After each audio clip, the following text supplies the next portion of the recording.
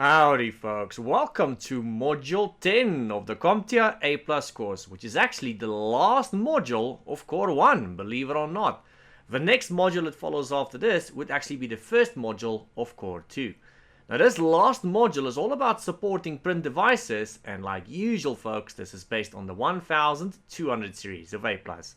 Now this last section folks consists of only 3 main sections we'll be covering, and those are as follow. The first one will be about deploying printers and multifunction devices, basically setting them up and all that kinds of stuff. The second main section is about replacing print device consumables, the cartridges and all that they actually go and use. And the third and the last section for this video and for this core will be troubleshoot print device issues. Now guys, I can tell you now there's going to be a lot of questions about printers in the exam, so you better make sure you understand what printers are all about, especially in the sense of what they use to print, the ink they use, things like that, the troubleshooting steps, things like that. They love asking questions about that in the exam. Now, of course, these 3 main sections don't tell us everything we need to know about what's going to be in today's module, so if you want a more accurate list, like usual, you can find that in the video description down below with nice little convenient timestamps if you want to skip ahead. And now, before we jump into the first main section, guys, don't be a weenie. Support the channel, show some love. I did put a lot of effort into this whole course, so give it a like to show your support. And if you would like to know when core 2 goes live, maybe consider subscribing. And then folks, in case you don't know, at the end of this playlist there is practice questions videos for both core 1 and core 2, and I will add more later down the line. And if you want more practical based questions, you can find that on my Patreon. So remember to go and check out my Patreon for things over and above of what's available on my YouTube. And with that guys, let's jump into that first section.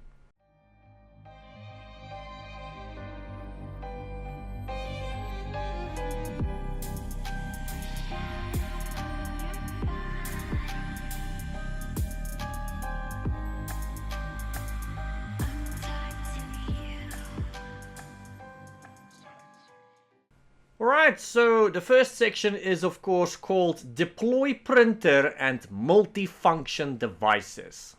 So let's start you guys off with the actual printer setup. So this is before anything gets done, before you sometimes even buy the printer. So when you're about to go get yourself a printer or one for a client, there's a couple of things you need to go and think about, evaluate, possibly questions you might need to go and ask. So this brings us to evaluating print technologies, guys. So when you're about to go get a printer, make sure it's the correct speed for whoever is going to be using this. You'll find that sometimes they will go and rate this as ppm, which is page per minute. So if they tell you it's 10 ppm, that means it can print 10 pages per minute. If it is 17 ppm, that means it can print 17 pages per minute. If you go look at the small, cheap little printers you can put on someone's desk, they're normally about 8 to 10 ppm. But if you go have a look at some of the more expensive little laser printers you can put on someone's desk, generally still for one person, they can go up to about 17 to 20 ppm. Now if you look at those big office printers where we go and print a lot of pages very quickly, those are normally anywhere between 50 and 100 ppm. I think about 70 ppm is probably going to be about the average normally. So that is the speed. So go and sit down with the client or the user, if this is going to be for someone else, ask them, how fast would you like to print and what is your budget?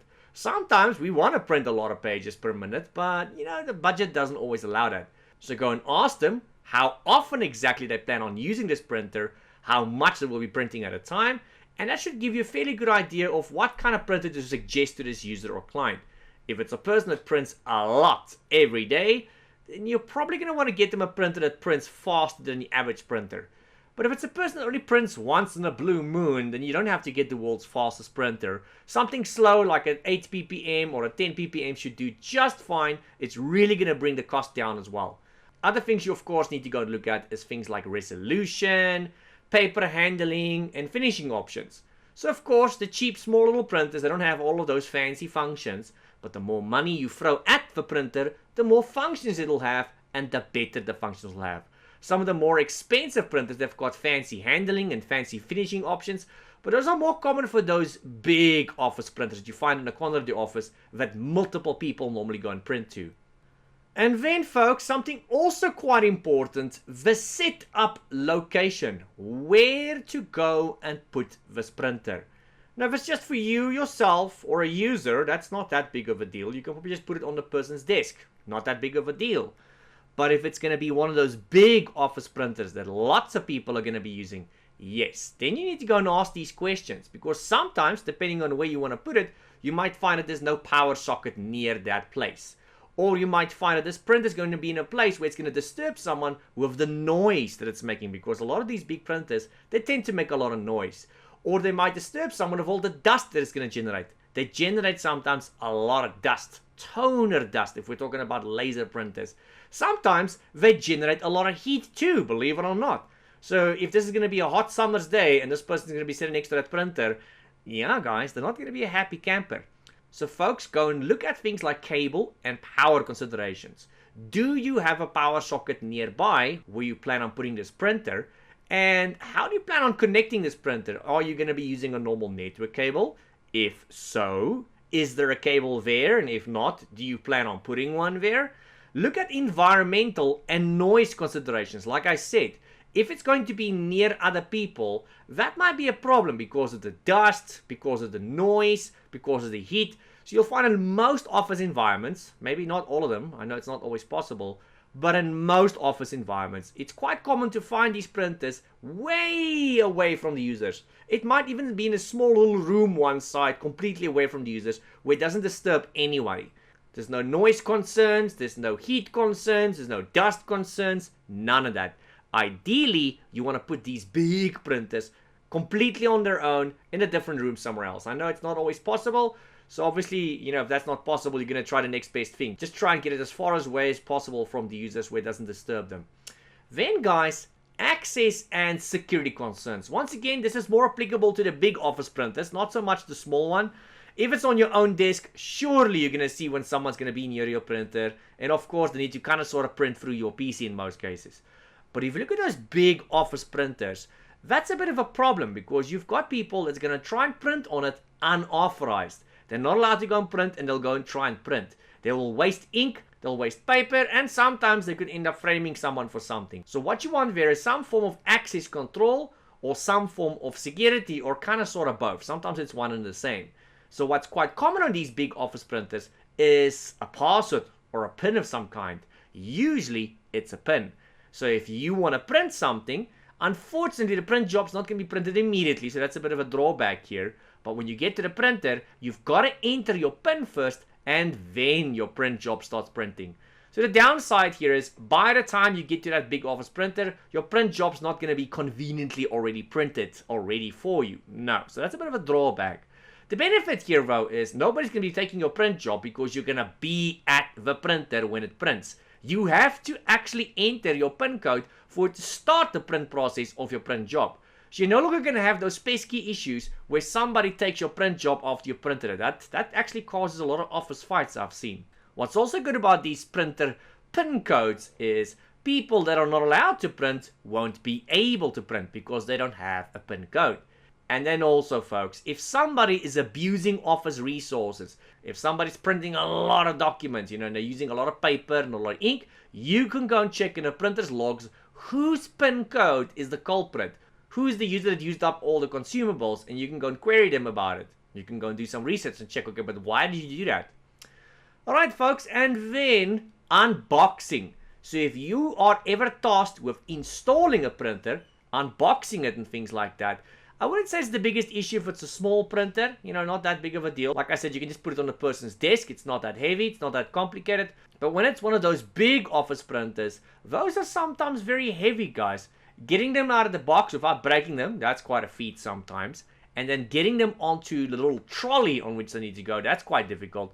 I wouldn't say it's always the weight of the printer so much. For me personally, it wasn't always the weight. It's just the awkward size and shape. Because there's no real place you can grab onto the printer on the sides without breaking it. It's got enough weight to the point where if you pick it up on the wrong place, it's going to break. Something's going to break off by you picking it up on the wrong place. So you ideally want to pick it up on something stable, something hard that's not going to break when you pick it up. But there's not a lot of that, you know. So generally you need to try and get your hands underneath the printer. Now that's quite difficult because of the awkward sizes sometimes. They are so wide and so big that if you have your hands underneath it, even though it's not too heavy, it's still going to kind of fall forwards. You know, it's a bit of a problem. It's a bit of a conundrum. So yeah, the awkward size is a problem. You might need to get a second person to help you lift it. Once again, not because of the weight, purely because of the awkward shape and size, so you guys can get your hands underneath the printer. On the sides, there's normally not any place to go and grab it properly. Also something to keep in mind, guys, if you are going to be trying to pick this up on your own, use the proper lifting techniques. Do not use your back, use your legs, as they normally tell us. Alright guys, let's talk about the printer's device connectivity. How do we actually connect these printers so that we're able to print on them? How do we go about that? So first of all, let's start talking about USB. I'm actually a huge fan of USB. I know not everybody here is, but I'm a fan of USB. And there's a very good reason behind that, and you'll know at the end of this topic why that is. Now USB, not a lot of printers support that nowadays, mind you. So if you go look at those big office printers that you put in the corner of the office that everybody prints to, they normally by default do not support USB. USB is something that you most commonly will find on the smaller printers that's probably going to go on someone's desk, usually in most cases used by only one individual. Now these printers might support only USB, in which case they're not going to be too expensive. But if you pay a little bit of extra money, it might just support wireless as well, or even normal network cables for that matter. Funny thing though here folks is nowadays you're actually going to have a very hard time finding these printers that support USB. I actually specifically went looking for one the other day, and my goodness, I couldn't find one. It was the most frustrating experience. For the life of me, I couldn't find one. In the old days, if you wanted to go and buy a printer for yourself, almost all of them supported just USB or USB and, let's say, wireless. If it supported wireless as well as USB, then you had to obviously pay extra. Nowadays, if you go into your local tech store or wherever you go and buy printers, you'll find that most of these small little printers that's meant for one person, most of them are only wireless. Wireless here, wireless there. Very rarely will you come across one that supports anything other than wireless. Like USB, for instance. You don't really find those anymore. You have to really go and look to find a printer that still supports USB. Now, I'm a fan of the USB function because they don't always tell us what they mean by wireless. Something we'll still get into, guys. So if you want a printer that supports USB, make sure it says this on the box. So if you're in the store, make sure it says that on the box. You can go and ask the sales attendant or whatever if there is one in the store, but I've learned not to ask them because they don't always know what day of the week it is. So you're probably better off just checking the packaging if it's still in its box. Alternatively, guys, if you can see the make and the model, run a quick Google search on your phone, check the make and the model, check what it supports and what it does not support. Now, in terms of Ethernet, guys, that's when you are able to go and connect your printer to a network cable. Now, yes, you do get the small ones that goes onto someone's desk that does support Ethernet. They're not that common, but you do get them. It's more common, though, to find the big office printers, those ones that everybody prints to. It's more common to find them with Ethernet cable connectivity. That's generally how most of us actually print to them. You'll go to your PC, you'll click on print, it's going to send it to the corner printer, and you're going to go there, and you may or may not have to go and enter a pin like we said earlier, and your document's going to print. So Ethernet's probably going to be a LAN cable for the most part. Now, what's quite cool about Ethernet printers is usually these cost a lot more. And when something costs a lot more, you can expect it to have a lot more functions and features. Usually, us technicians, we have the ability to go and remotely log into it. We have the ability to go and remotely check things on it. So if you want to go and check what the ink levels are, you can actually do that remotely, as long as you are on the same network. Now, in my situation, I used to be an engineer for many companies, guys. And if I'm sitting in my office and I need to check the ink level of a printer in some random office in some random company somewhere, that's a problem sometimes because obviously I'm not on the same network. So what I would do in that situation is remote connect to a computer in that environment. How I do that, that's up to me. I would normally use TeamViewer. You get other things as well. It's similar to that, like AnyDesk and VNC and all that.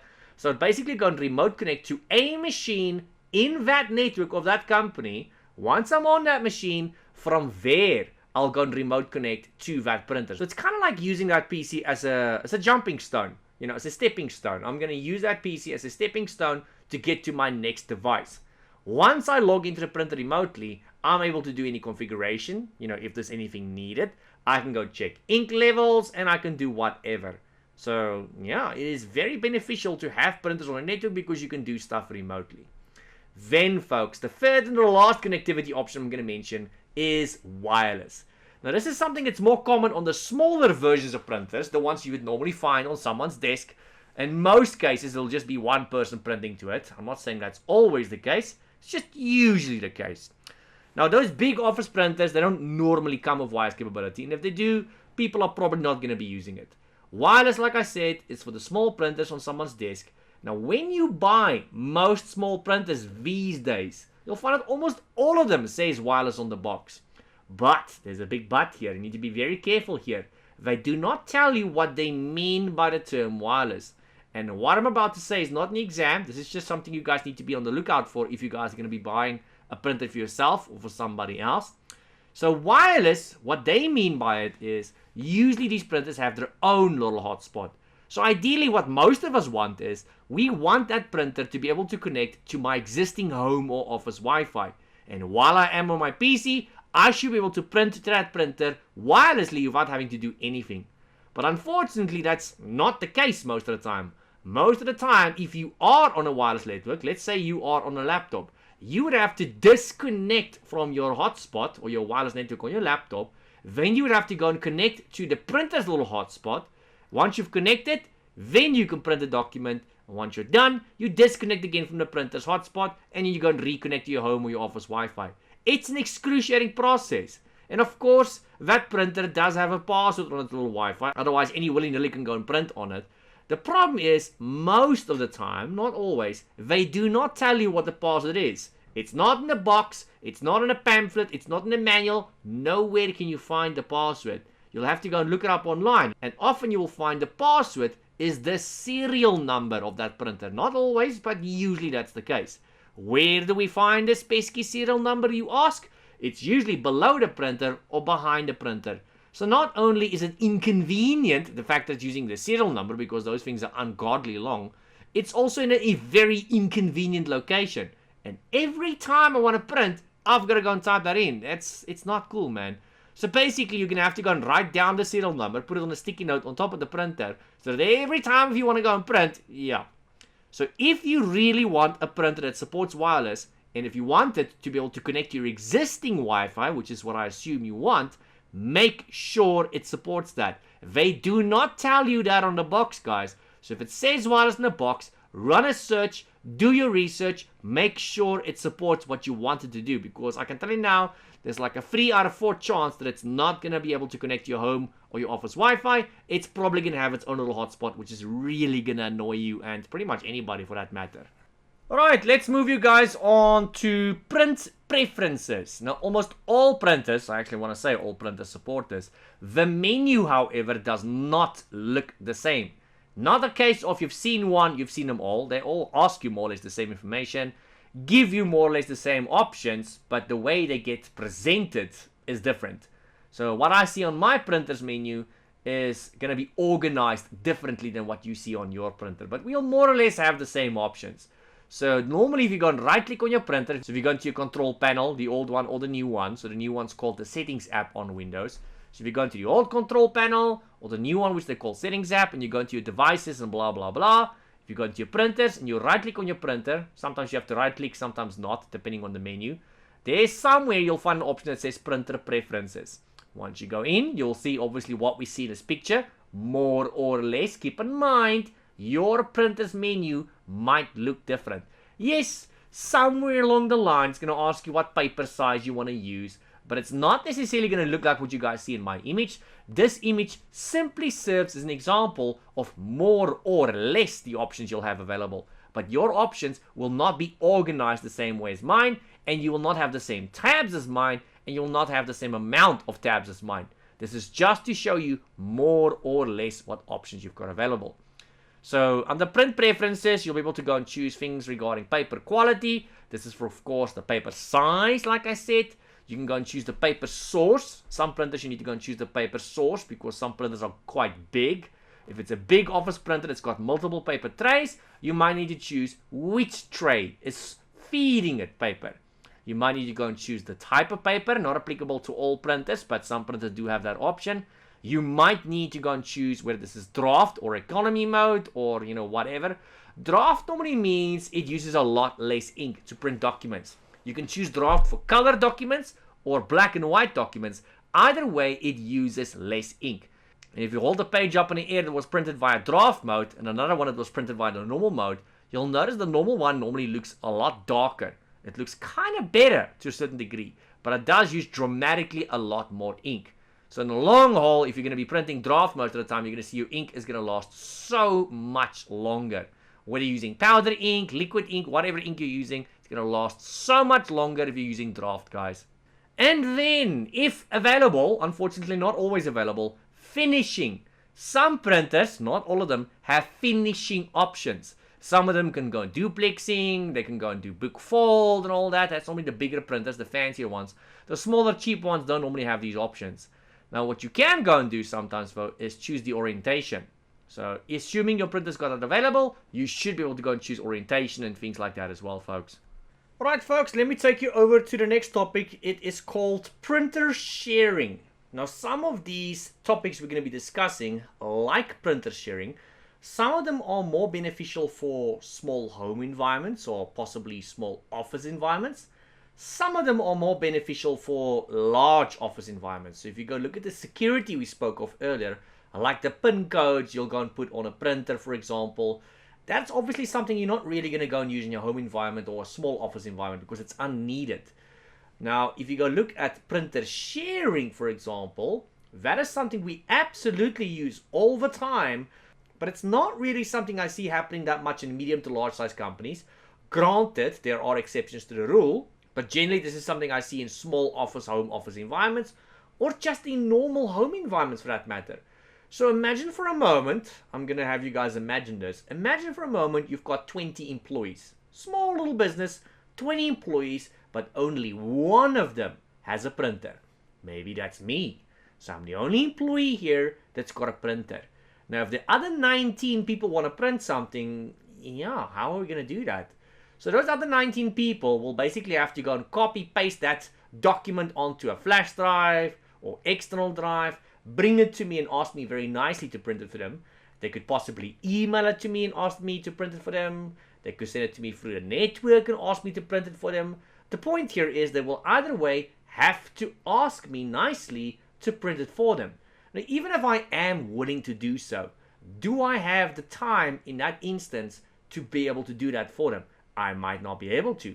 I might be very busy of something. I might not even be there for all we know. That brings about a whole can of worms, as you guys can imagine. Now, what if I told you you could share your printer? The catch here is the PC on which it's plugged into and installed on, that machine has to be present. It's the middleman here. So I'm going to go and install that printer on my machine. It probably is installed on my machine already and already connected there. I'm going to go into my printer's settings. I'm going to click on an option that says share this printer. I can share it as any name I want. So in my case, I'm going to share it as BurningIceTech printer. Or if I am the receptionist, I might share it as reception printer. To kind of give people an idea as to where this printer is, if this is a big building, and if there is more than one printer being shared. But if it's a small company of only 20 people, like we kind of imagined earlier, and there's only one printer, then the name of the printer doesn't even matter, guys, because there's only one printer to begin with.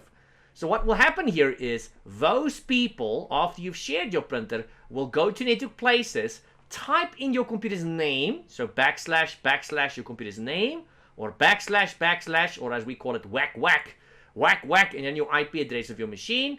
And they will now not only see what you've shared in your PC, documents and files wise, but they will also see that shared printer. All they need to do in most cases is just right click on it and click on connect. There's an option that says connect, or just double click on it. Now that printer is going to be installed in their PC, and the next time they want to go and print a document, all they need to do is on their own PC, just click on print, and then the name of the printer, whatever name you shared it as, that's going to be displayed there. They click on that, they click on print, and assuming your PC is turned on and your PC is present, that document will now print through your computer to your printer. You do not even need to be present. You do not even need to be logged on your machine. Your machine does need to be turned on though. So if it's on the password screen, that's good enough. It needs to be on, but it does not need to be logged on. So if you're not at the office that particular day, but your PC happens to be there, they literally just need to press the power button on your computer, let it idle on the password screen, and that's good enough. They will be able to print through your machine because the print spooler is running in the background, and the document's going to come out at the printer. Easy peasy, right? So I'll demonstrate this for you guys in just a couple of moments.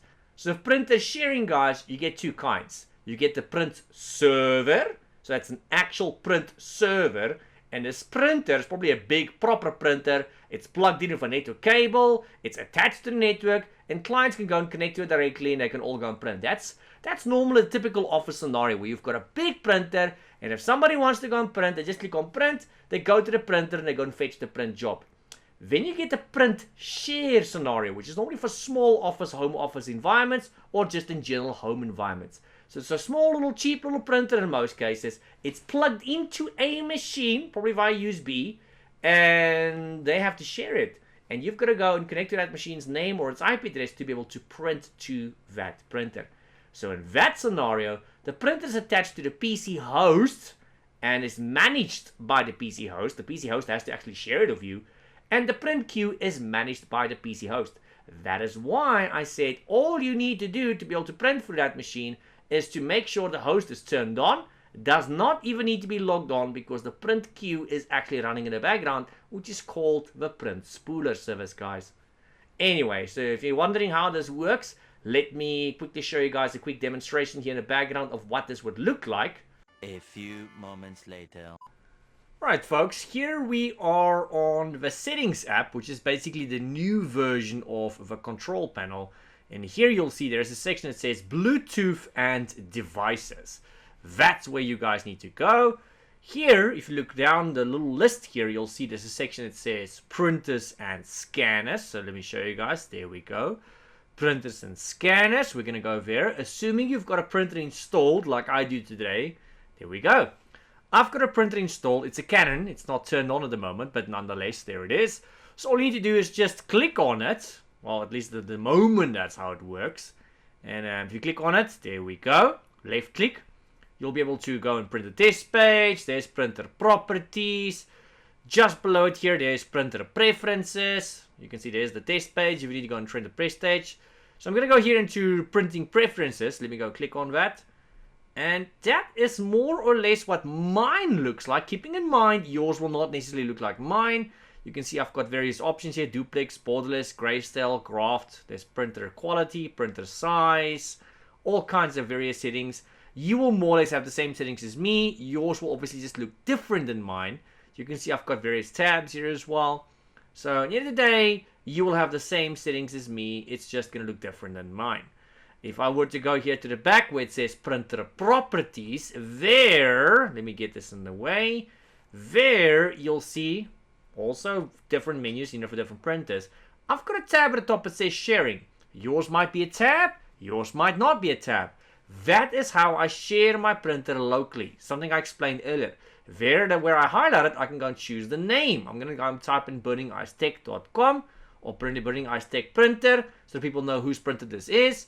Or, if this is in a certain location in the building, you can do what I'm doing. Reception printer.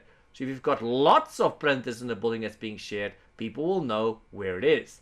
Under the ports tab here, you guys can see mine is a USB printer. If yours is via Ethernet or something else, you'll obviously see it there as well. And that, folks, is more or less what it looks like. Alright, folks, so hopefully that clarifies a little bit more regarding the shared printer scenario. So moving you guys along to the next topic here, which is the last topic for the first main section, printer security. Something we did touch on once or twice already in this video. We spoke about having pins on our printers to prevent people from printing that's not allowed to go and print. And it also helps us keep track on who has printed what when stuff goes missing. So if the ink is being abused or paper usage is being abused, we can see it in the logs. So printer security, the first thing that comes to mind, folks, is user authentication. And with that, we obviously have a couple of things in mind. But generally, if you go look at a scenario like print server versus shared printer, the print server is always going to be more secure. Well, at least for the most part. On a print server, yes, everybody can go and print through it, but you can go and create accounts for people if needed. You can go and assign PIN codes to each and every user if needed. And like I said earlier, when people print, they have to actually walk up to the printer first, insert their PIN number first before the document will print. So another problem we might accidentally fix here is the fact that people keep taking each other's print jobs and then they don't return it to the printer when they realize later that it's not theirs. Most people don't do that. But besides that, people will not be able to print if they're not allowed to print. And if they are allowed to print, they can't just go and waste the company's paper and ink because we keep logs of who prints what and how much you go and print and all that. If you can look at a shared printer, on someone's PC, there's no real security there, guys. Anyway, still on the topic of printer security, folks. So if we look at secured print and badging, something you should actually know. So as soon as I dive into this, you'll see you actually do know it. It's basically the concept of holding print jobs until the user releases at the print device. Now, what does that sound like? Doesn't that sound like what I explained earlier to you guys? The fact that the user has to walk up to the printer first, enter a PIN, it's normally like a 4-digit PIN, and then the job gets released only. So that is basically what this is all about. So it's released by entering a PIN, or possibly swiping a contact list, or a smart badge, on the printer. I haven't really seen those, but you do get those. So generally what I've seen people use is the PIN number concept. It's the easiest one, it's the simplest one, and it's just general the commonest one that you will get. It's the most common one you will get. But it can be a card of some kind. You might need to go and swipe, and then the printer will go and print. I don't see those often, but they do exist. So just know about it. And then something I did mention before, I've mentioned this quite a few times before, audit log. Everything we do these days, guys, not just with printers, anything you do on your laptop, your desktop, your phone, your tablet, anything you do online, or in this case on a printer, anything and everything is always logged. We can always see exactly who did what, when, where, and why. So in terms of printers, this is no different. It's a history of print jobs, and especially if you went and used your PIN, I can see exactly who printed, when they printed, how much they printed, how much paper and ink they used. It's pretty cool, isn't it? And the logging is all centralized, folks. Right, let me move you guys on to the second main section of this module, replace print device consumables. If you don't know what consumables is, guys, it kind of tells us in the name. It's whatever the printer uses. This could be the paper. I mean, they all use paper with the exception of 3D printers. And they all use some form of ink. Once again, with the exception of 3D printers. So 3D printers, they don't use ink. They use something called filament. So it's a special kind of plastic. And they don't use paper. All the other printers, to a certain degree, they do use ink. It's just different kinds of ink. I mean, laser, they use a powder-based ink called toner. Inkjet printers, they use a liquid-based ink. If you look at impact printers, they use something called ribbon. It's like a special kind of carbon paper. If you look at thermal papers, they use a wax-based ink. So each and every printer, they do use some form of ink. It's still ink to a certain degree. It's just a different kind, if you will. Anyway, guys, let's start you guys with laser printers. Specifically, laser printer maintenance. Now, of all the different kinds of printers you get, you are going to have to know what kind of ink each of them uses. There's a reason I just mentioned that on the title page. Because they will ask you about that in the exam, guys. Not just one question. Not just two questions. There's multiple questions in the exam. You will get asked about what the various kinds of printers use to actually go and print. So they might say something along the lines of, which of the following printers uses a toner-based or a powder-based ink to print? I think they say powder-based ink to print. And that's toner, guys. Which printer uses toner? It's a laser printer. Their ink is like a powder kind of ink. So that's the kind of questions you can expect in the exam. They will ask you about the various kinds of material these printers use to go and print. So in other words, toner and things like that. And they will expect you to do basic troubleshooting steps as well when it comes to printers. There's definitely going to be questions about that in the exam. Not just theory questions, actually performance-based questions as well. So if you know what a performance-based question is, we call those PBQs for short. It's a simulation of sorts. Most of them just entails you dragging and dropping items, on a certain page. But sometimes you need to go and do stuff a little bit more than that. So in terms of laser printer maintenance, still getting back to the actual topic here, guys. When it comes to loading the paper, make sure you go and load the correct paper. Even if it's the correct size paper, so first of all, make sure it's the correct size paper. Assuming it is the correct size, which is probably going to be A4, make sure it's the correct paper. You get different kinds, in a sense of brand and all that. Some of them are a little bit more glossy, a little bit more slippery, and some of them have got a little bit more grip. Not all printers like all kinds of paper. And I'm not saying some brands are bad. Some printers just prefer one brand over another, where brand A might work great with the first printer, and brand B might work great with the second printer. So I'm not really promoting or demoting any brands. You're just saying, check what that printer prefers. So I would say maybe just ask the users there, hey, what paper do you guys normally put in here? Is there any papers you guys have issues with? Generally, they should all work with all kinds of paper, but I have seen some printers do have a preference. And then, folks, when you are inserting the paper into the printer, they've got these little guides, especially in the big office printers. So if you open the trays, you'll see that very often inside the trays, they've got these little things you can go and drag up and down or to the sides or top and bottom, which allows you to choose the size of paper you're putting in. So if you're putting in A4, make sure you choose A4 in the tray, and it's got these little guides, media guides or paper guides, that guides the paper into place where it needs to be. Make sure you don't overfill the paper tray as well, guys. And you'll find if you're lucky, some of these big printers, especially the big ones, they've got a special tray specifically just for paper storage. It's not always needed to go to some cabinet somewhere and then there go and get some more paper out. It's not always needed. A lot of these printers, they've got a special tray in them which you can go and use, and you can just go and store paper in there. So it stores about roughly one pack of paper, one pack of A4 paper. So if you're in a rush or it's a bit of an emergency, you can just go and open that tray, get the extra paper out, slide it into the other tray, and the print jobs can just continue. And then later down the line, later that day, you can just go and refill that. Let's call it an emergency tray. It's not really what it is, but you can think of it as an emergency tray. Alright, and then folks, when it comes to replacing the toner cartridge, that is the ink in laser printers. So remember, the ink in laser printers is a powder-based ink. We call that toner, guys. The cartridge on the toners, they come in different shapes and sizes. Sometimes it's like a cylinder kind of thing, it's a transparent bottle kind of thing. Other times it's like a big giant plastic doohickey that you need to go and slide in. So it is a bit of a picture of a random laser printer with a random cartridge. They do not all look like that, and they do not all work like that. But usually what they do have in common, most of these big laser printers, is there's some sort of panel you need to go and open, and there you'll have one or more cartridges you can go and take out. Sometimes it's a big plastic one, like what you guys see in the image. Other times it's like a bottle of sorts. It honestly looks like a bottle of sorts.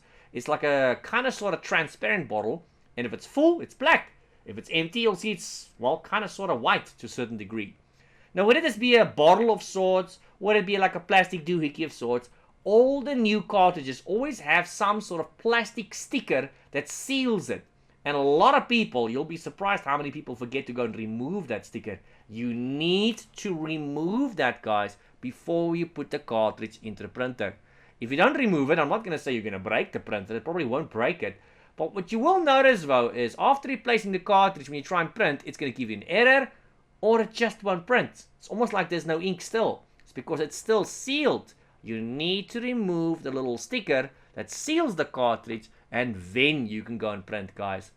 So that's the packaging strips that we refer to. We call those packaging strips. I just call them stickers. Sometimes it literally is like a small little black sticker on a black cartridge, which makes them very hard to spot. So even if you know about it, it's quite easy to forget if you don't really see them, is it? And then before we move on to the next topic, guys, there's another image of a cartridge. Unfortunately, it's not a bottle one. I should actually have put a little bottle image in here as well. But nonetheless, that's a cartridge. That gives you guys a more or less idea of what a cartridge looks like. Now, since we are talking about cartridges, let's talk about recycling. A lot of these cartridges, guys, especially for laser printers, they can be recycled and they should be recycled. You'll be surprised to know that a lot of them are actually worth money when they're empty. Yes, not all of them. So I kind of got sniff in the nose when I had this one guy that I met this once upon a time. He went from business to business, very poor guy, I think he was homeless. Went from business to business, and he asked them very politely, do you have any cartridges that you want to throw away? Any printer cartridges? And most business would say, yes, we do have some. And what's happening here is he's actually taking care of a problem for them. They don't want this stuff. It's causing, litter inside the office. And he's willing to take it off their hands. It's empty. He'll say, hey, I'll throw it away for you. I'll dispose of it. And I thought, that's a little weird. That's oddly specific for him to look for empty cartridges. And it turns out a lot of these empty printer cartridges are worth a lot of money. Not all of them. Some of them are duds. They're worth nothing. Some of them are worth a few cents. And some of them are actually worth a pretty penny. But you need to have the right amount and the right combination of them. Now, unfortunately, there's not a lot of people that will take them back. So normally where you buy them from is generally where you can go and take them back to. But from my experience, and I know this does not apply to all countries, only about 1 out of every 10 of those companies will actually be willing to take them back. But if you can find one, you can actually get yourself some nice pocket money that you can go and use for whatever, small expenses, maybe go out for a beer, something along those lines. Anyway, guys, so let's talk about cleaning the printer. Now, the process I'm about to explain is actually very much the same for most printers. The majority of printers, including the laser one we're talking about right now, we normally recommend you use a microfiber cloth, and we recommend you use alcohol to clean it. No, not the kind that you can go and consume. It's a special kind of cleaning alcohol. I think it's called isopropyl alcohol. It's the same kind you would use to clean your glasses if you're the kind of person that wears glasses. It gets used for a lot of cleaning purposes. So preferably microfiber cloth with isopropyl alcohol, and that's what you'll go and use to clean the inside of the printer, if you even need to go and clean it. It really depends. Sometimes it's not even needed to go and clean the printer. If you don't have alcohol, yes, you can use a normal damp cloth. You can go and use water. Make sure it's not wet, just damp. And preferably, it still needs to be microfiber or something as close as possible to microfiber. And then lastly, guys, still on the topic of laser printer, this is the last one I'll mention for now regarding to laser printer, the rollers. There is a picture of the rollers. Now, obviously take this with some salt because every printer does look unique inside. It's like telling me to open the bonnet of my car and then we look inside the bonnet of your car. Yes, we'll see engines in every car, but they all look different. They all achieve the same goal, but no two engines will look the same unless you've got the exact same make and model. They don't look the same. They have more or less the same components, but the components don't look the same, and they're also not located in the same place. The same can be said about laser printers. But what they all have, and a lot of printers have this, inkjet printers has this, thermal printers has this, is they've got rubber wheels. We call these transfer rollers or just rubber wheels.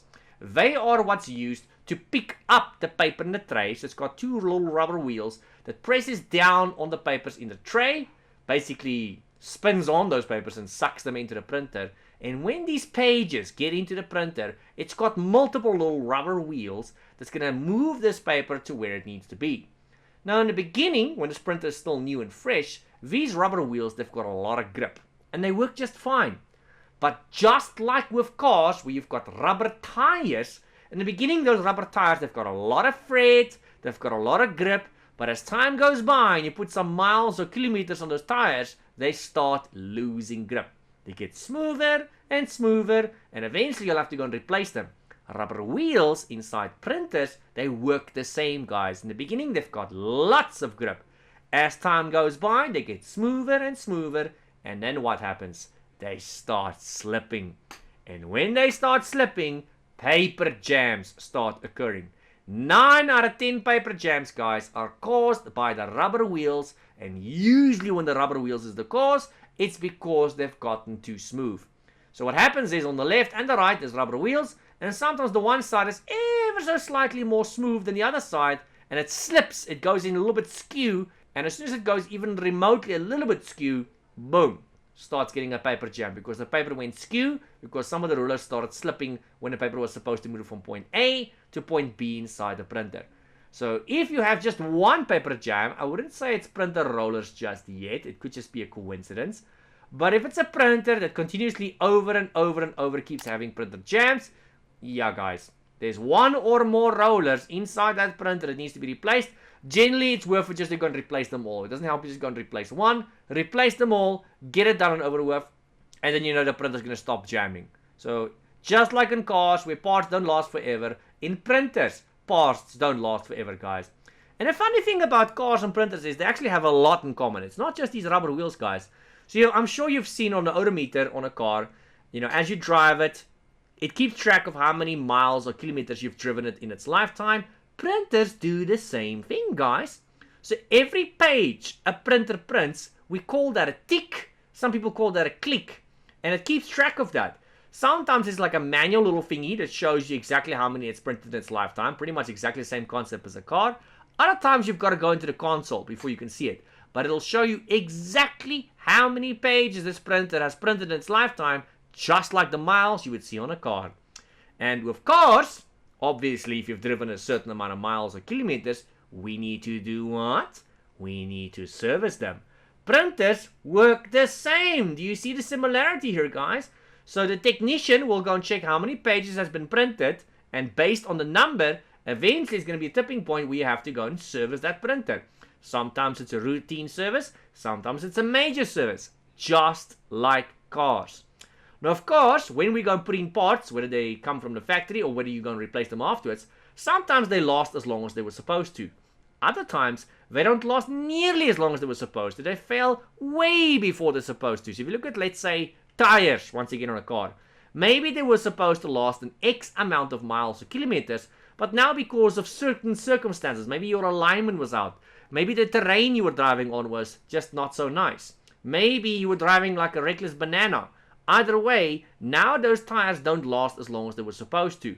The same can happen in printers.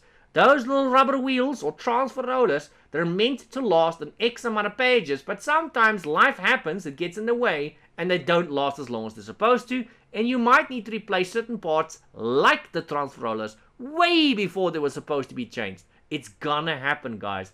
So, yes, we still service these printers from time to time like we're supposed to, after a certain amount of pages, but there's going to be times you might need to go and change parts way before you were supposed to, simply because, well, life happens. Alright guys, I'm going to move you on to the next printer I've got here, Inkjet printer maintenance. So laser, that's probably the most common printer that most companies are using, and even to a certain degree that most consumers will be using, you know, in a personal capacity. Inkjet printer is probably the second most common printer you will find. You know, and in households, I don't know, it might be the most common, might not be the most common. In households, it's very common because it's affordable. It's cheap. Companies, they don't like it so much because the ink does cost them more. So the actual upfront costs to go and buy an inkjet printer is normally cheaper.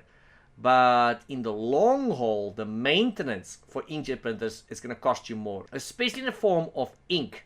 Toner, which is what lasers uses, that's the powder-based ink, that works out a lot cheaper and you get a lot more bang for buck.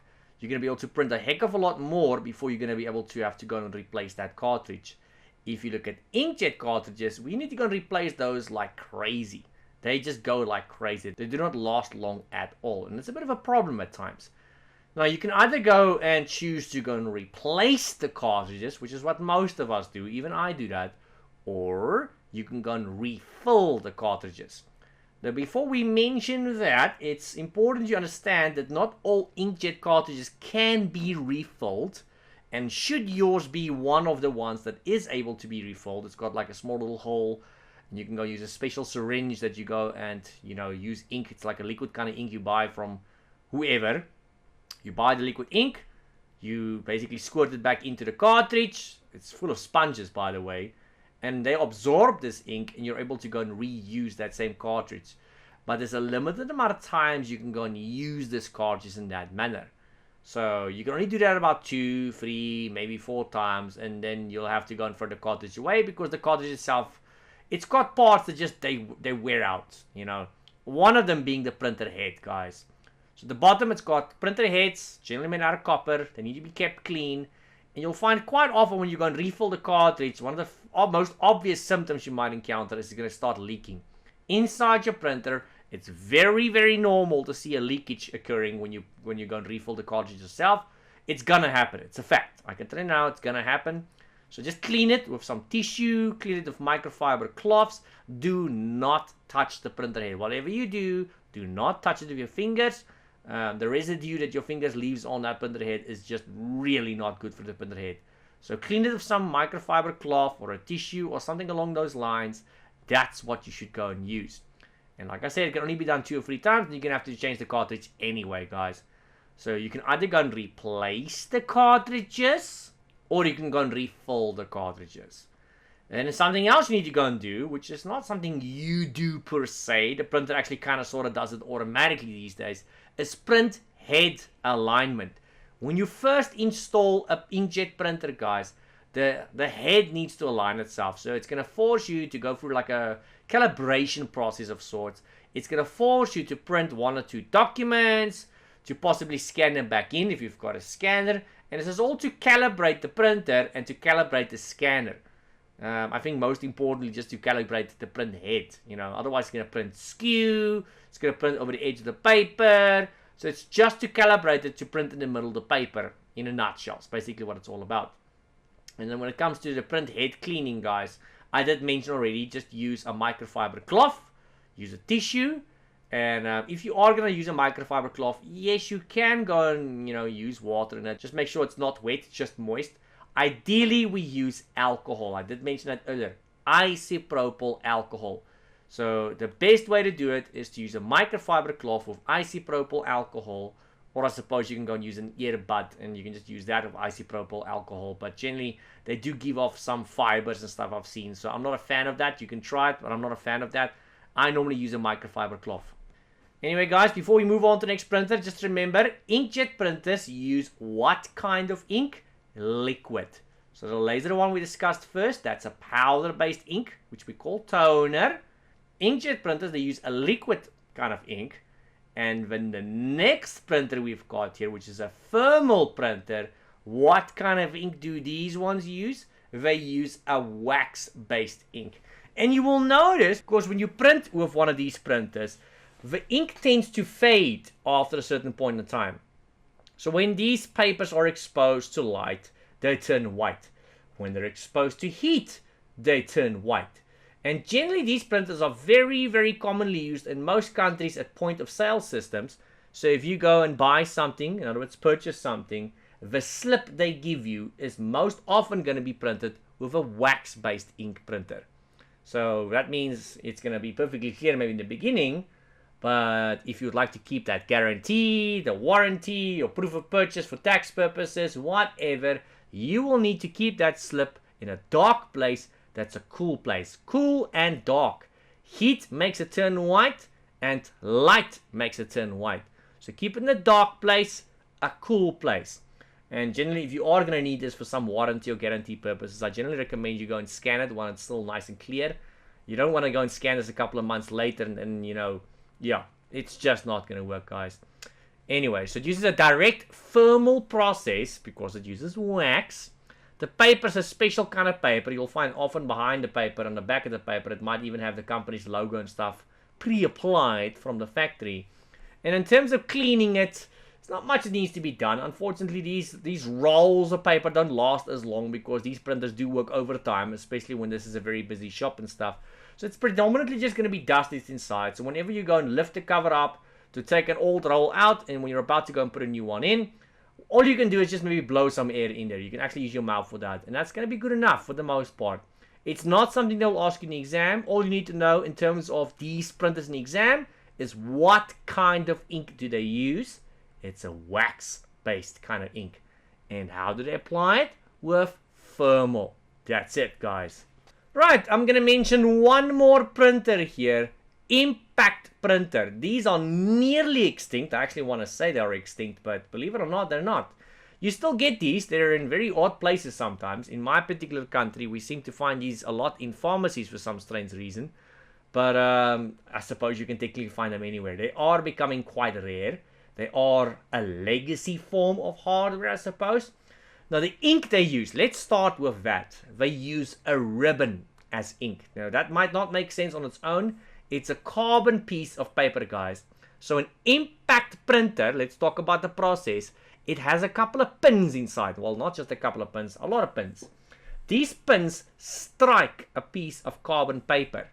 And when they strike that carbon paper, it makes a symbol on the normal paper behind that.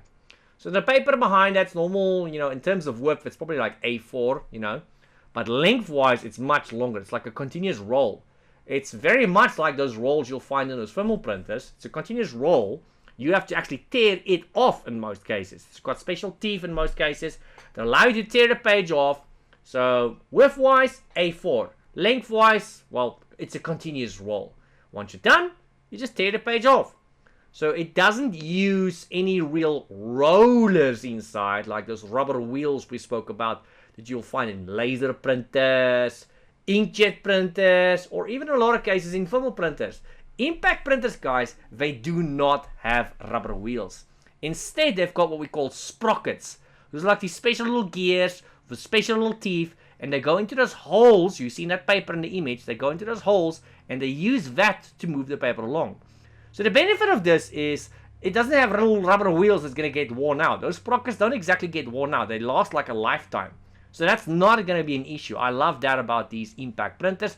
Very reliable, which is why some people might still be using them. Very reliable, very cheap. The ribbon is not that expensive either. So it's literally just a bunch of metal pins. So if you want to print the letter A, and the letter B, and the letter C, and the letter D, it's those pins. It's a pin that's got the letter A on it. It's a pin that's got the letter B on it. It's a pin that's got the letter C on it. They strike a carbon piece of paper, and that symbol basically gets copy-pasted onto another piece of paper. Something that really stands out about these printers is you'll find that the ink on the paper is always very faint. And it's because of the concept that it uses to print. It doesn't really print per se. I mean, at the end of the day, it's pins that strikes a piece of carbon paper, which is why it always looks like it's very faint. So in terms of paper selection and loading, guys, it's a continuous roll. I just said that. A4-wise, width-wise, it's the same as A4. Length-wise, it's a continuous roll. It's a continuous roll. It's got those little sprockets that moves the paper along. So once the one roll is up, you just go and insert another roll. Very much the same as a thermal printer in that concept. And ink-wise, remember, it uses ribbon. Something they will ask you in the exam. Remember it. Alright guys, and then before we move on to the last main section here, I just want to mention with regards to 3D printers, since that's not actually included in this lesson anymore. But in case you would like to know, 3D printers, in terms of what they use to go and print, they use a special kind of plastic. It's called filament. So 3D printers, you get small ones, you get big ones. They used to only come as big sizes that only factories would go and use, or possibly the military and the medical institutions like hospitals. They use that to print prosthetics and all that. But nowadays, any willy-nilly and their uncle can go and buy a 3D printer. They're actually very affordable nowadays because of how common they are. Classic case of supply and demand. And in terms of what they use to go and print, it's filament. That's it. So I'm not sure if they'll have questions about it in the exam, since I don't officially see it in the course anymore. It used to be in the course. But just in case, because I've got trust issues of CompTIA, I'm mentioning it to you nonetheless. 3D printers, guys, use a special kind of ink. Well, it's not actually ink. It's plastic. We call it filament. Alright, let's move you guys into the third and the last main section in this module. Troubleshooting print device issues. This is also something that will probably ask you a bunch of questions about in the exam, just an FYI, so be on the lookout for that, guys. So, I suppose a possible issue, if we look at printer connectivity issues, could be the fact that the user will probably go and moan and groan. They can't detect the printer to install it, or they reported that the printer is now offline. It doesn't want to be picked up by the operating system. What could be that issue? What can we go and do about it? Well, I would say start at the basic, guys. Sometimes less is more.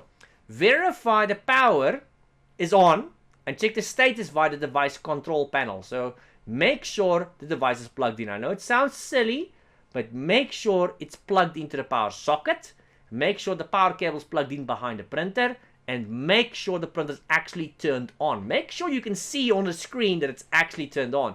You'll be surprised how many times the printer is just not plugged in or just not turned on. That is sometimes the issue. Actually, very, very commonly the issue. It's annoyingly very commonly the issue. If you still can't print, maybe check the removable components, cartridges, and service panels. It could be that one of the panels has been left open. Maybe somebody recently removed a jam paper, somebody maybe recently replaced a cartridge. What a lot of printers will do is if you don't close all the panels, they will absolutely refuse to print. They see it as a safety issue. So make sure all the panels have been closed. Also, if somebody recently replaced the cartridge, make sure, or maybe just go and double check if that sticker I mentioned earlier has been removed. Very, very often, and this I'm including technicians in the mix here, very often when people go and replace those cartridges, they do not realize it's got a sticker that seals it. And then they go and insert the cartridge as is, and then they wonder afterwards, okay, why doesn't it want to print? It's because it's still sealed. That's why it doesn't want to print, guys. Now, if you verified all that, try printing a test page, guys. Almost all printers have this capability, even the cheap ones. Go into this little console, see if you can print a test page. If that doesn't want to work, then you know, okay, well, let's go back to the drawing board. But if you can at least print a test page, then you know, okay, you know what, it's something else. Something else you can go and try, and this sounds fancy, but it's actually very simple, is power cycle the print device or consider factory reset. So I would say start by power cycling it. That sounds very complicated, but it literally means just to go and restart it. Classic case. That's a famous IT joke even about it, where we just say, have you tried turning it off and on again? It's funny because it's true. You'll be surprised to know how many things that actually solves, guys. So turn the printer off, turn it back on, see if the problem goes away. If that doesn't solve it, reset the printer back to factory spec. You may or may not need to go and reinstall it afterwards, but at least then you know if there's any bugs or glitches. Maybe it was a recent update or a recent driver change. If that was the issue, at least you know now the issue's going to be away. So it might be worth a shot. You never know. And then the very last thing I want to mention on this particular page, I'm not done though with printer connectivity issues. I actually have too many to mention on this page. So I'll have to clear this up and mention more on another page, a blank page. So what you can go and do, pretty obvious, inspect the cables and connectors or test different connection methods. So obviously if this printer's on, then we know, okay, well, you can kind of skip the power cable. But if it's connected via other cables, a LAN cable, a normal network cable, a USB cable or whatever, maybe just go and check them. Do yourself a favor, double check if that USB cable is actually plugged in, if that's what you're using. Check on the computer side, check on the printer side. Check if it's not maybe damaged, you never know. If it's a normal network cable using Cat5, Cat6, something along those lines, make sure it's plugged in. If it is plugged in, that doesn't mean it's not the cable, guys. Very often you'll find a little connector that plugs in back behind the printer.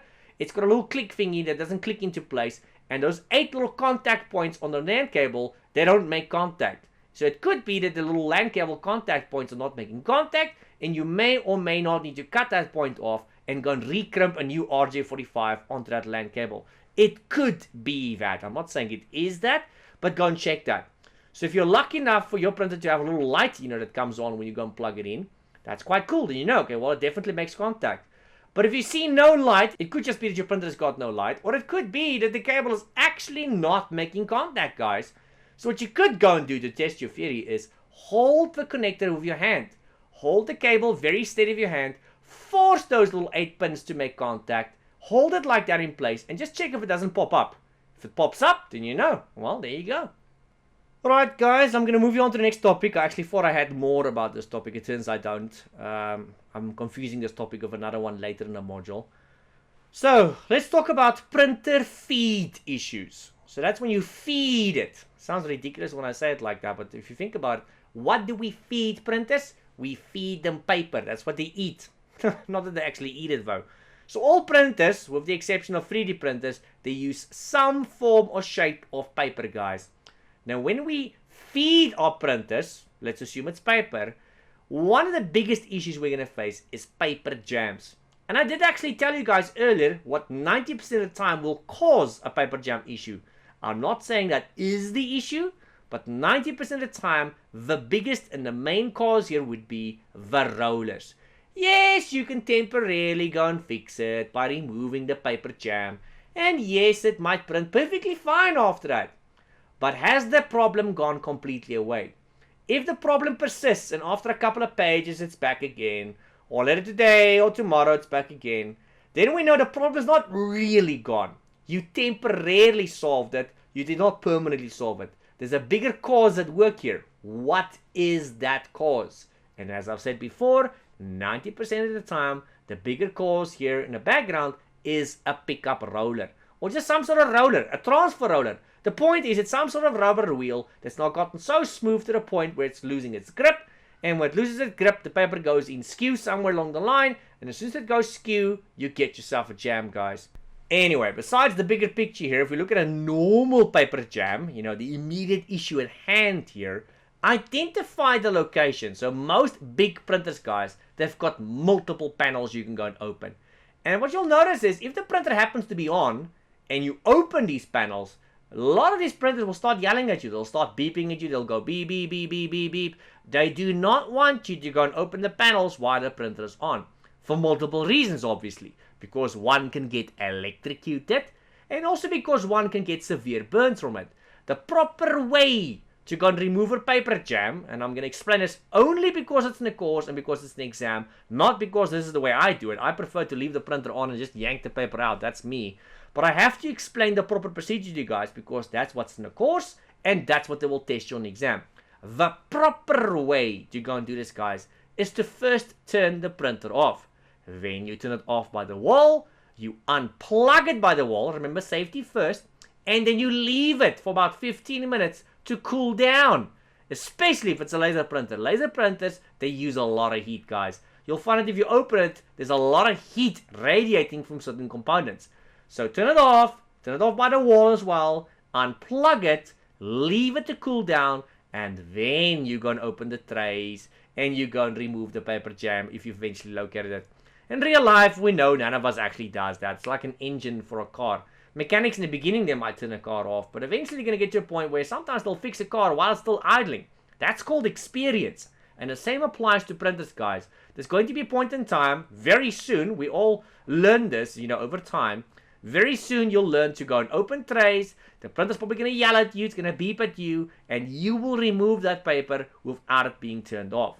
Now, rule of thumb here, this is from my perspective now, guys. Do not touch any metal. Metal can possibly electrocute you, and metal, well, obviously they absorb heat. So if you touch plastic, you'll probably be fine in terms of being electrocuted, and you will be fine in terms of heat. So do not touch anything, preferably just and only touch the paper. But if you really must touch something, touch only plastic. You'll normally feel the heat radiating from whatever is hot, and that's probably going to be metal in most cases. So the proper release method, guys, is the one I've just explained to you guys. Turn it off, wait for it to cool down. But we know that's probably not what most of us are going to be doing in real life. Other printer feed issues you guys may or may not experience is paper not feeding or multi-page misfeed. So if it's not feeding at all, could honestly just be that you've run out of paper, but that's unlikely. Or it could be that those pick-up rollers are not working. As you guys probably know by now, printers generally have a lot of little rubber wheels in them, most of which are physically inside the printer to move it from point A to point B. But it does have little rubber wheels inside the trays you guys can't see, and those little rubber wheels, they press down on the pages to kind of sort of suck them in or pick them up into the printer. And if, well, the papers are in the tray and it's just not being pulled in, it could just be that those rubber wheels are spinning. They're either not pressing down all the way, you know, onto the papers, or they're just slipping. So I would suggest checking out those wheels. It could be that they're too smooth, or it could be that they're not pressing down hard enough.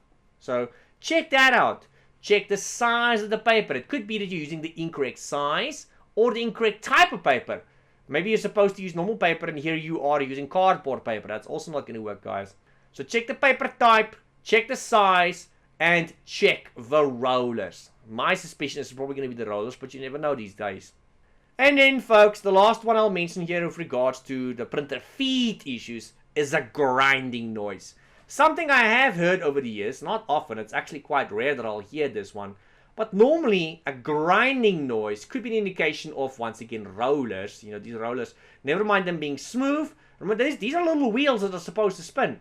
So sometimes they're not very lubricated, if I can put it that way. So if they're not very lubricated and they start spinning, whether they've got grip or not, they might generate a lot of noise. A grinding, squeaking kind of noise at times. It's very unpleasant. It's sometimes downright awkward if there's guests nearby. So it could be that. Alternatively, what it can also be, which is very unlikely, is the cartridges. So go and reseat your cartridges, take them out, push them back in. And if that doesn't work, then I would suggest you go and check your rollers, guys. Alright guys, I'm gonna move you on to the last topic in this module. It's called printer quality issues, but I am gonna need more than one page to list all of them because it's a lot. In terms of what can cause printer quality issues, or if we just have to list the issues we might encounter, this could be something like faded print, which is probably one of the most obvious ones you guys are gonna experience. So if you're printing something, whether it be on a laser, inkjet, thermal, well, maybe a little bit on impact. If you're printing something on these printers, especially the first three I've mentioned, and the ink starts getting more faded and more faded and more faded, that's generally a sign of the ink running out. So if you're printing on a laser printer, the toner is probably running low. If you're printing on an inkjet printer, the liquid ink is probably running low. And if you're printing on a thermal printer, then obviously that ink is running low as well. The wax is low and all that. So I would suggest you replace the toner cartridge, or at the very least, just go and check if it's not empty. Sometimes, without having to replace it, by just taking it out, you can see visually, oh, okay, you know what? It's empty. So I can tell you now, 9 out of 10 times, if you see faded print, it's probably the ink that's running low. Now, what if we see blank pages? That's peculiar. So if it's blank pages, it could be an application or a driver issue, or the more likely one in my opinion is the packing seals are left on the toner cartridge or the ink cartridge. So from my experience, I can tell you guys now, yes, I've had cases where it's an application or a driver issue, but 90% of the time, if not more, it's because the cartridge is still sealed. Somebody, maybe you, maybe somebody else, forgot to remove the seal on the new cartridge, and that's why it's just printing blank pages. If you see white stripes, and this kind of sort of applies to black stripes as well, it's the toner distribution, you know, possibly, or you should go and check the transfer rollers. So white stripes, guys, could be toner distribution, could be the problem. It could be the transfer rollers. Maybe one of them are dirty, but I've seen this can also be the drum, guys. Any white or black stripes are very often caused by the drum. Now, according to CompTIA A, this could be toner distribution or little rollers. But in real life, I can tell you this can also be the drum. The drum, especially in laser printers, it cleans itself after every page it prints. And these last a lifetime. It's like a car's engine. They last almost a lifetime. But eventually, like anything in life, it needs to come to an end. And eventually, your car's engine will start giving you problems. They don't last forever. So that drum will eventually stop cleaning itself properly. And when that happens, you're going to start experiencing all kinds of weird issues. White stripes, black stripes, little dots or speckles. Or, which is probably the most common issue I've experienced, is a shadow image. Also known as a ghost image or a duplicate image. Whatever document you're printing now, you'll still kind of sort of see like a shadow version of the previous image you just printed or the previous document you printed. And when I print document 3, I'll see like a shadow version of document 2 on document 3. And when I print document 4, I can very slightly still see document 3 on document 4. It's because that drum is not cleaning itself properly after the last print job. And there's some ink residue left on it. And that's kind of sort of what you're seeing happening on the new page here. That is probably one of the most common issues you can experience on old printers. It can cause a lot of issues. Now, drums can also cause white stripes, black stripes, and speckled images. You know, irrespective of what CompTIA says, that's what I'm telling you guys. Anyway, going according to CompTIA's little list here, black stripes or a whole black page. Now, I've never seen a whole black page. I mean, besides people just spilling the flippin' ink. But if it's a black page or black stripes, it could be a faulty power supply. I've never had that, but apparently it could be that. Or once again, it could be a toner cartridge, or in my opinion, the more likely culprit here, which is not even listed, the drum is not cleaning itself. They mention speckling on printed pages. It could be that the printer just needs to be cleaned inside. You know, random components inside are dirty. The rollers, the drum, and what. So clean them. If that doesn't work, it could be that the drum, once again, is not cleaning itself properly, guys. Anyway, so as I've said earlier, I need more than one page to list all the issues with regards to quality. So let me clear up this page, start fresh, and give you another page of issues. Yes, another page. Can you believe it? So what if we get vertical or horizontal lines on the pages? I suppose that classifies as white or black lines, which we did kind of mention earlier. So according to CompTIA, what you can go and do is clean or replace the feed rollers. Could be, but the more likely culprit, in my opinion, is once again the drum. But I can't rule out the rollers. I have had cases with my clients where it was actually the rollers, but that's normally not the case. Usually, at least 3 out of 4 times, it was the drum that was the issue. You know, now I'm talking from experience. I've done this enough times to know. What if we have toner that's not fused to the paper? Now, for those of you who don't know, obviously we now know toner is used by laser printers. It's a powder ink that laser printers use. But what do laser printers actually do to get the powder ink onto said paper?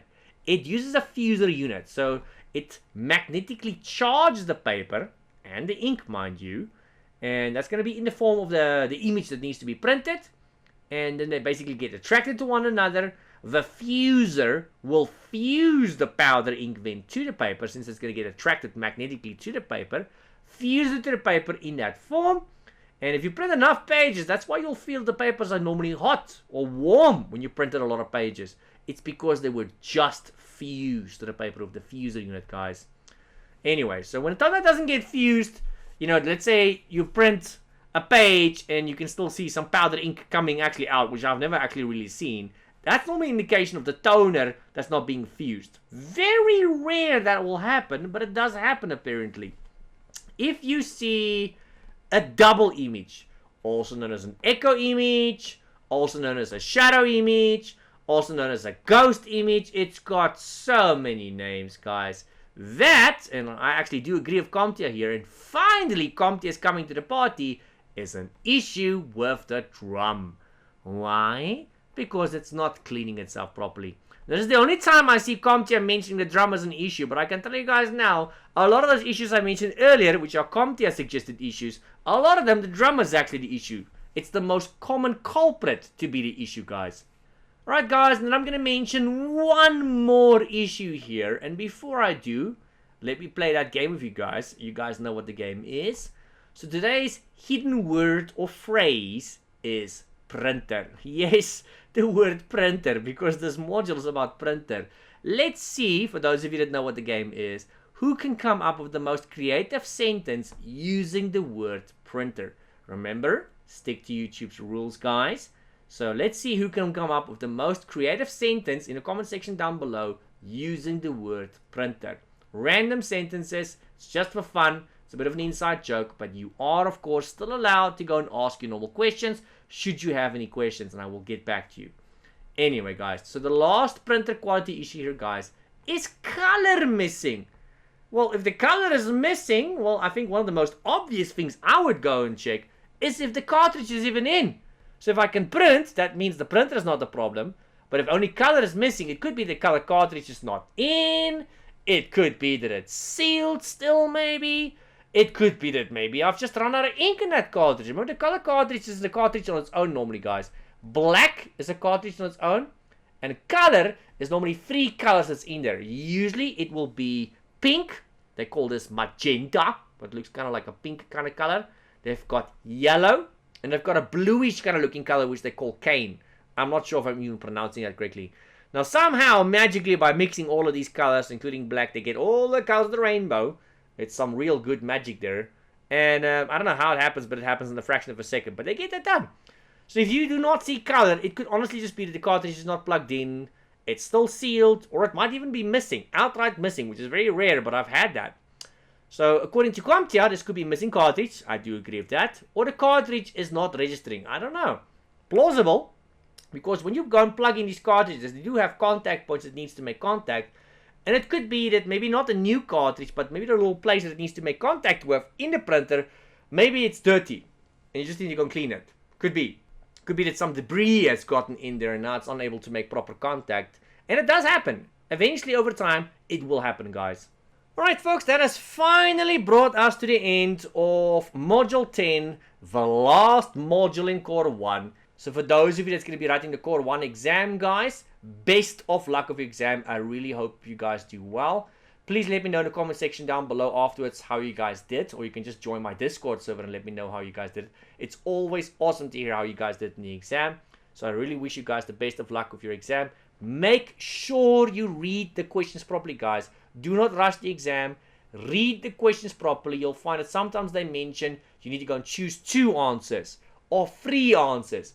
And a lot of the guys, because they're in a rush and because they're stressing and because they've got pressure on their shoulders, they choose an answer, but they did not notice the question said they need to go and choose 2 or 3 answers, and then you lose marks unnecessarily. Read the question properly, guys.